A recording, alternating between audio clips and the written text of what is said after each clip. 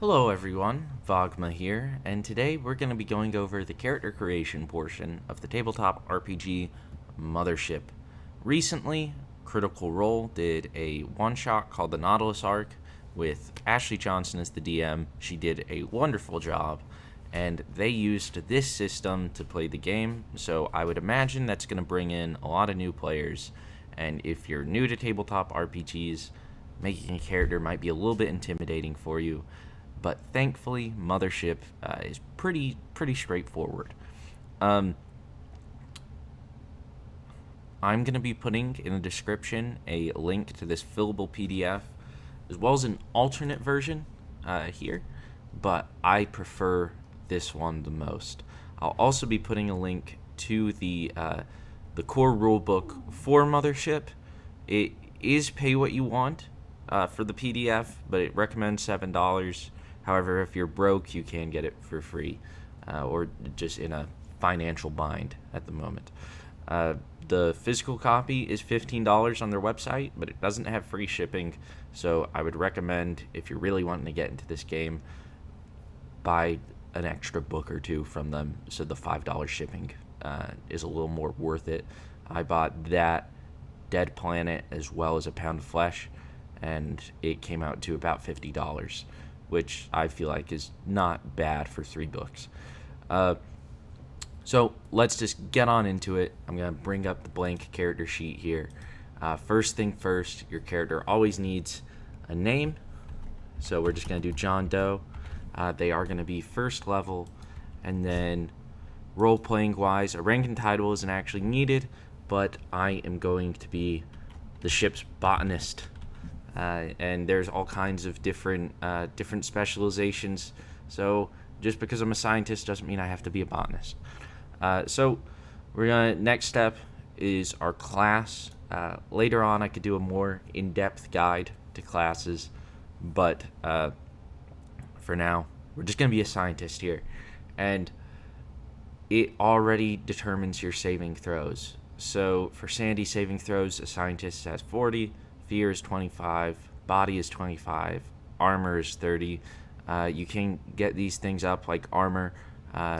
There are certain armors that you can wear that will give you a little extra percentage. It'll boost it to like 40 instead, stuff like that. But standard, just you being in your normal clothes, this is, and not on like any drugs or anything like that, this is what you have here. Next up, after we see our saving throws, we are going to move into our normal stats. So this is like our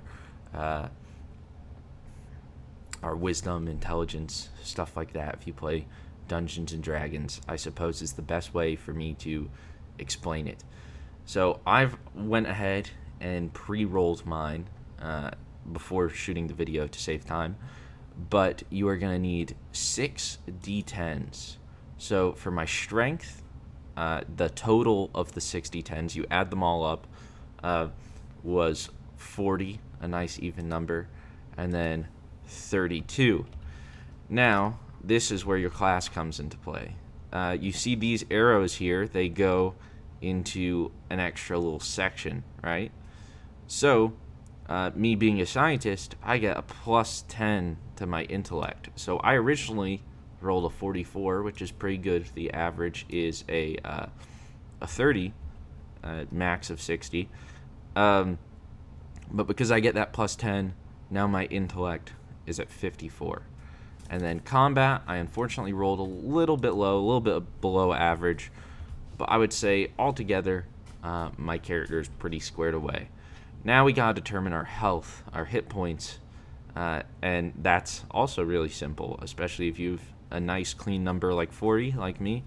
You just go up here, bam, 80 hit points.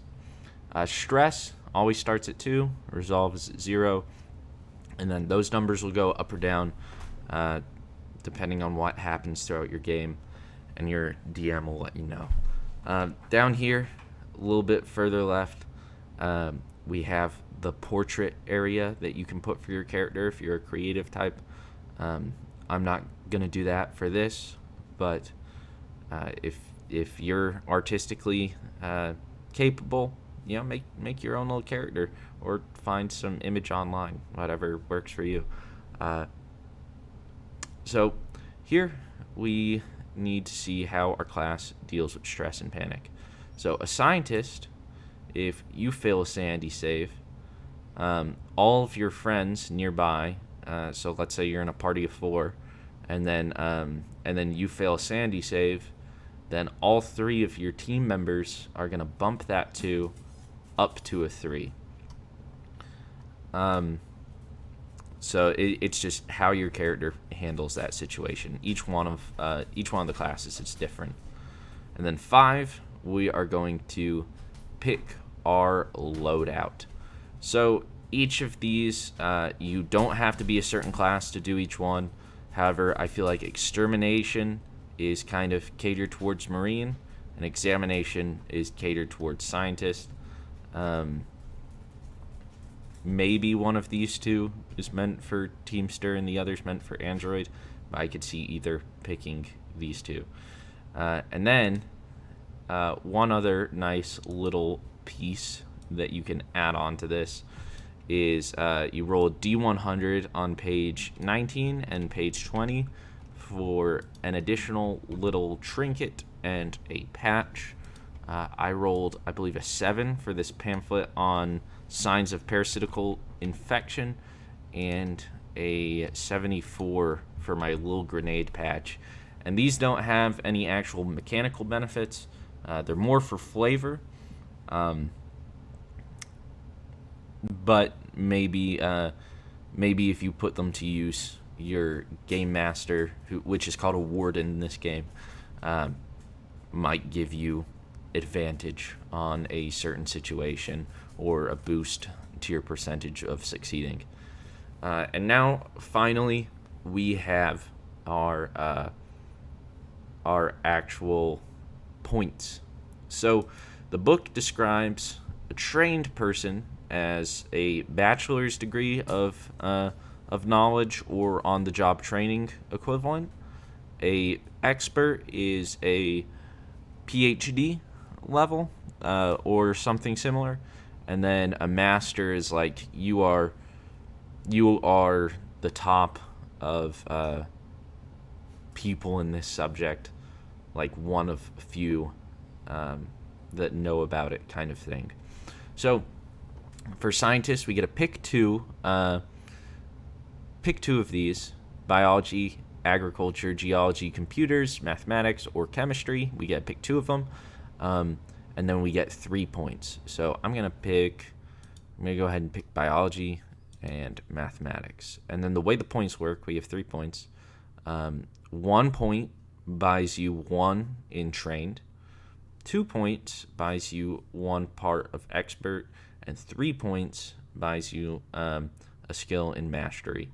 And you do have to do the prerequisites. So if I wanted to get into xenobiology, I would have to do biology and genetics first, or I would have to do first aid, pathology, and then go to xenobiology, or I would have to do hydroponics and botany, and then go to xenobiology. And we are going to go ahead and spend our 3 points on those 2. Because as I said, I am going to be the ship's botanist. So that is the nitty gritty of it. One final thing.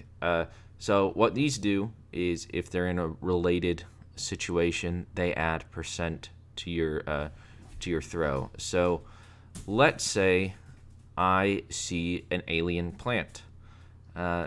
My warden would probably have me roll intellect, which is a 54.